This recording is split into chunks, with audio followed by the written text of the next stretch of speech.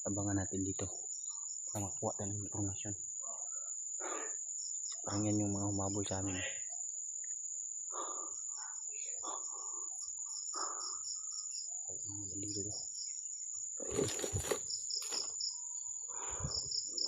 Abangan natin yan dito. Lumitago na tayo, hindi tayo magkumbenta para hindi tayo magkita.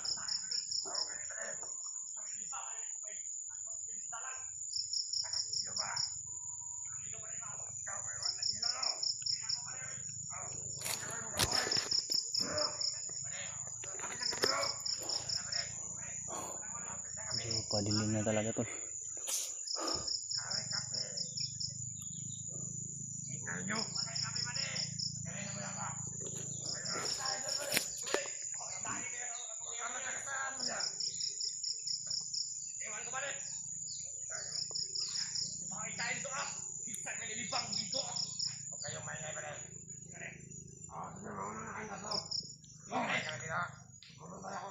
Sige, kamala ito pare. Good luck pare. Ingat pare.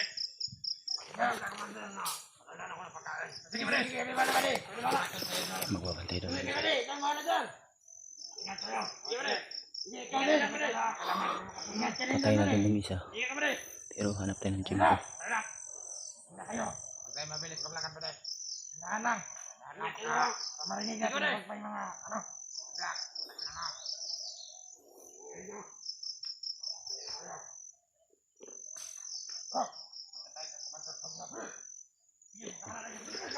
Terus kita komander kamu mga tol.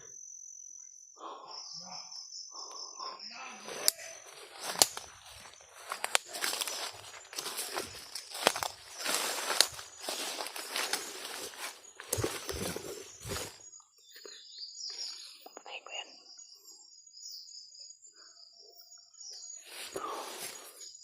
Ayop kayo.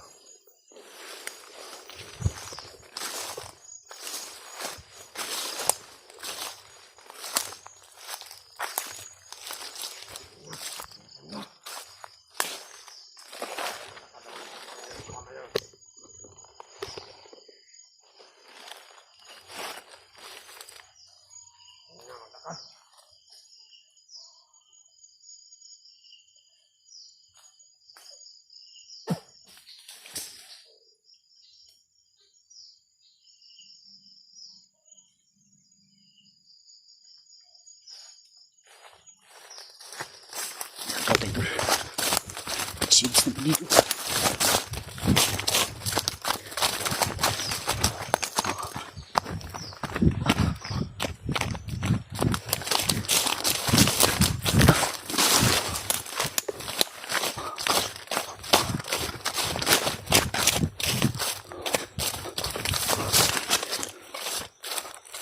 Ang seeds ya.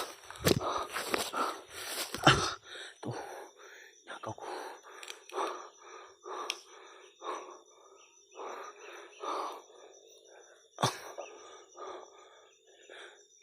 Hindi masama ang magnakaw kasi masama naman siyang tao. Yan ko kasi parang maganda ba. Kasi nasa bundok tayo. Mainit minsan. Kaya kailangan natin to.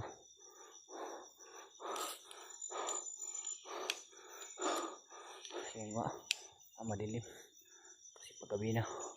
Ito bukas siguro makikita natin kung okay pa ba itong seeds na to.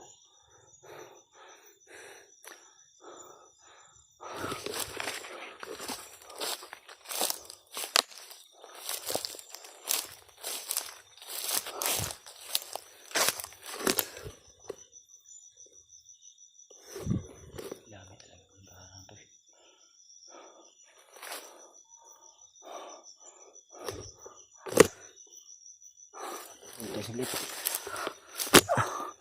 At sana mga tol, pagdasal nyo po kami, sana ay walang mangyari masama sa akin, lalo na sa kasama natin. At ng pisto yung may signal para sa ano, so, contact natin sila Brad Julius at si Brad DJ.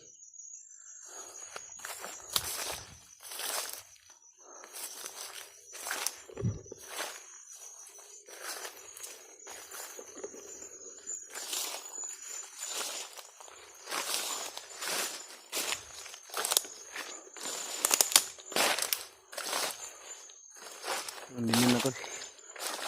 Pero patuloy tayo sa paglalakbay.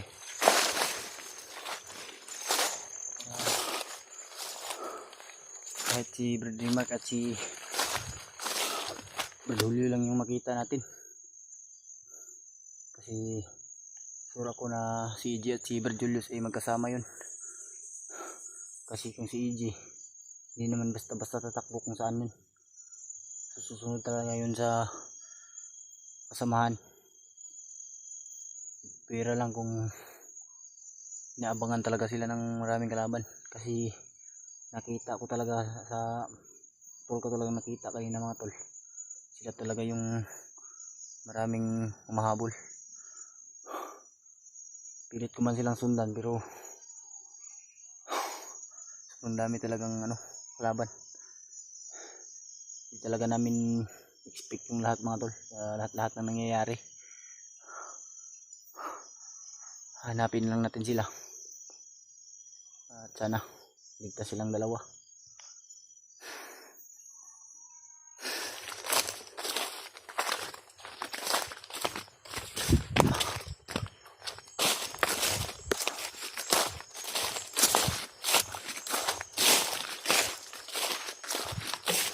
Hindi na tayo magpano ng ilaw para hindi tayo malata.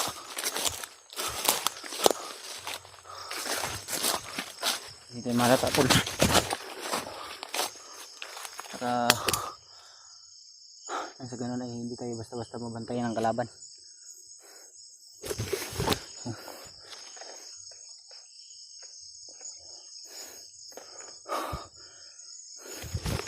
May naririnig akong busis banda dun pero malayo pa. Pero naririnig ko, iwan ko lang kung naririnig ba dito sa cellphone, pero sa akin naririnig ko dito. Actual kong naririnig mga tol, so parang malayo pa.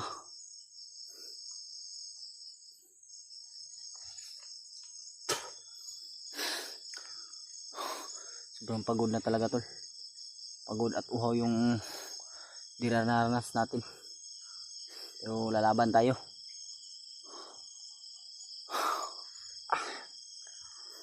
Lalaban tayo para sa ating ating bayan o para sa ating kasamahan. Papunta talaga dito to.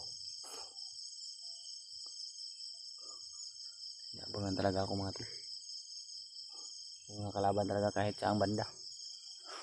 Pilit nating iniiwasan pero patuloy rin tayong sinusundan. Kaya talaga aso pa mga tol. May mga aso na narinig tayo dito banda. Parang pinakawalan nila yung mga aso nila ba. Kaya wala mga tol.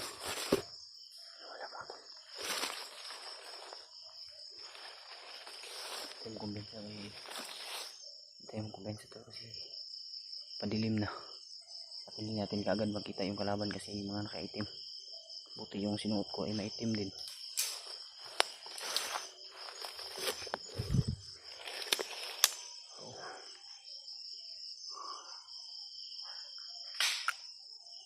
Ayun o. Kita ko ba?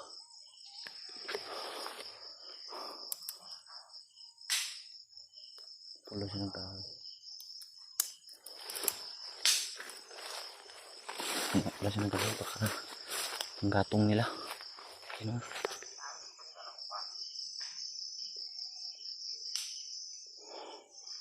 Kita.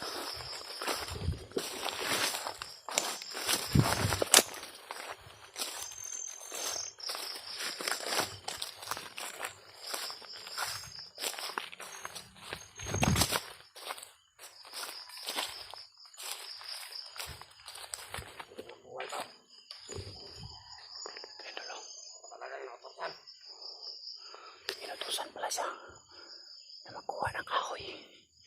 Papatayin natin yan tol. Papatayin natin yan. Hayop ng mga bandido to. Kayo yung dahilan. Mga hayop kayo. Kayo yung dahilan kaya nangyayari ito lahat. Kaya kami nahihirapan ng dahil sa inyo. Hayop ka. Patayin kita.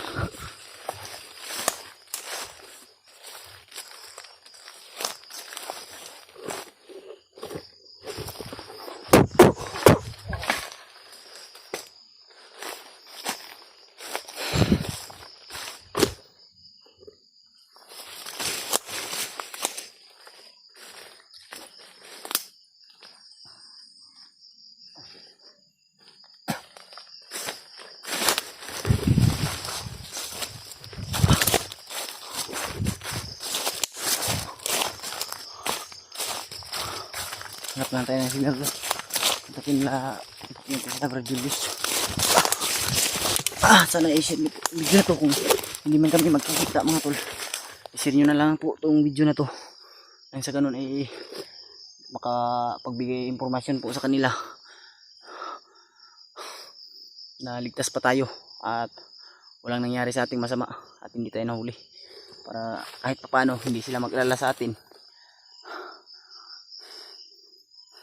At sana yung video po nila ay share nyo po din sa akin para makita ko po, at sana hindi, para hindi po tayo mag-alala at kung ano po yung nangyayari ngayon, para malaman po natin kung magkasama ba talaga yung dalawa o hindi.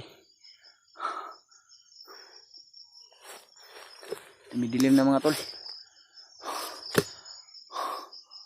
at kailangan natin rin na makahanap ng signal at mapahingahan muna saglit upang lalakbay tayo ng tuluyan. Kailangan ko rin na mag-spot nang sa ganun ay wala rin, hindi tayo makagat ng ahas dahil naka-sinilas lang ako. Kaya kailangan din natin ng mag-spot tol, mag-flashlight para safety first na rin para sa atin. Kung may marinig tayong boses ng bandido, eh, hindi na natin lalapitan, eh, iiwasan na lang natin mga tol. Biglang nawala yung mga boses ng ahas ba.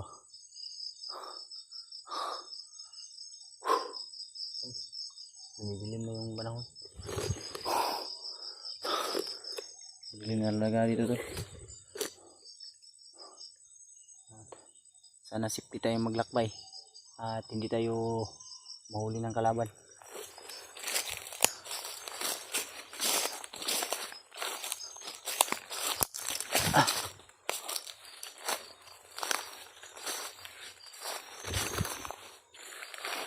Dito na talaga tol.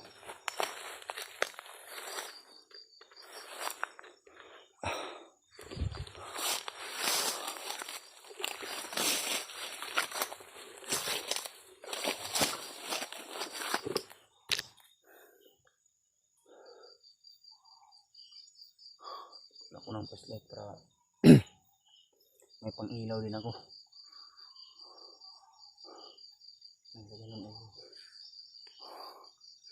Ipang ano sa atin. Hahanap siguro kung maiinom na tubig din bago ako mag-relax, kasi walang mangyayari sa atin tol kung manghihina tayo. Walang magaganap na pagligtas kung palagi lang tayong nagpapahinga at palagi lang tayong hina. Kaya kahit sa anong hirap man, eh pipilitin natin yung katawan natin para sa safety ng kasamahan o pamilya o ang mission natin, main mission natin doon, para sa safety po. Lalong lalo na kasi nag-aalala talaga kami tol dahil buntis yung asawa ni Bradley. Hindi naman natin pwedeng hindi natin tulungan si Bradley dahil mabait na kasamahan natin yun. At alam ko may mabuti siyang puso. Dati pa yung nagsasama kami ni Bradley, nakikita nyo naman, umiiyak siya sa harapan ko dahil namimiss niya, palagi siyang natutulala. Kaya nakaawa din ako sa kanya tol. Nakita po natin yung video rin nila na nakababa na, pero ang problema ay nagbibiron si Bradley dahil siguro yun sa ano tol, sa kulam siguro. Kasi nakita ko sa title nila, kulam daw. Hayop talaga to si Bagnot. Pinahirapan niya talaga yung buhay ni Bradley. Walang niya talaga siya. Dilim na tol.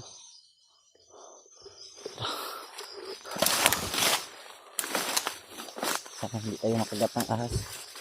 Sana lang ay ingatan niyo po ako sa aking paglalakbay ngayon. At sana ay magkita-kita kaming ligtas at hindi mapahamak.